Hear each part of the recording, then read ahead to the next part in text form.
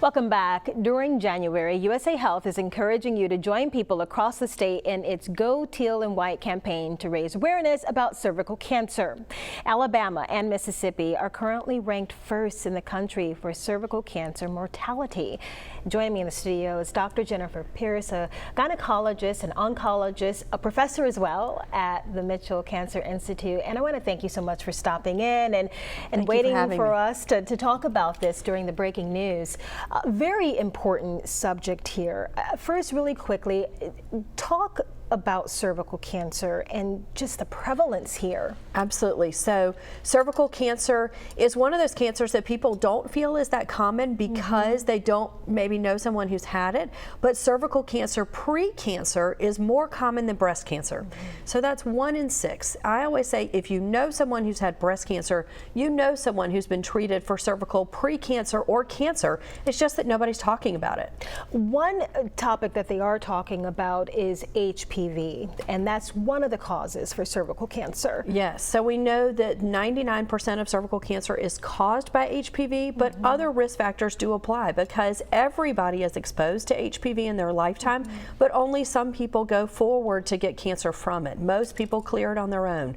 But that's why we recommend vaccinating everyone, boys and girls, to protect against 6 different types of cancer caused by HPV. And I'm glad you mentioned that because I was going to talk a little bit about the vaccine. At what age is it recommended to get that? So the vaccine is recommended as part of a routine adolescent vaccination visit, ages 11 and 12. It can be given as early as 9 and all the way up to age 45 now the FDA has approved. And we've seen that it is very effective.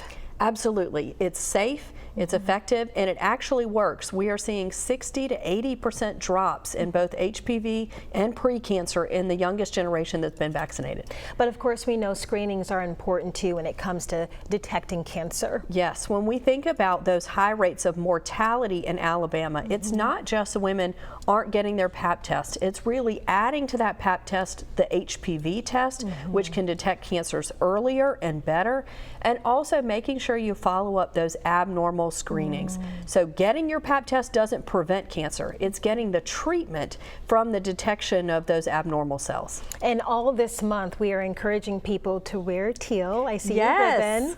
So teal and white are the cancers or the colors for cervical cancer. We want you to wear your teal and white in particular on January 17th, which is our Go Teal and White Day.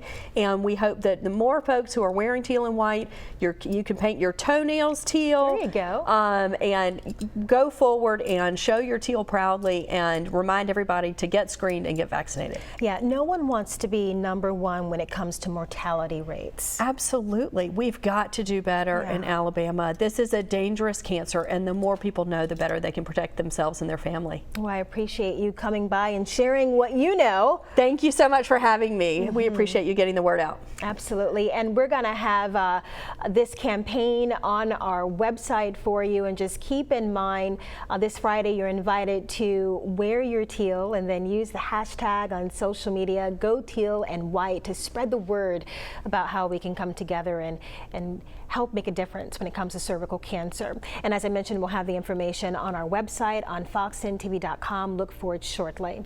Thank you again. Thank you.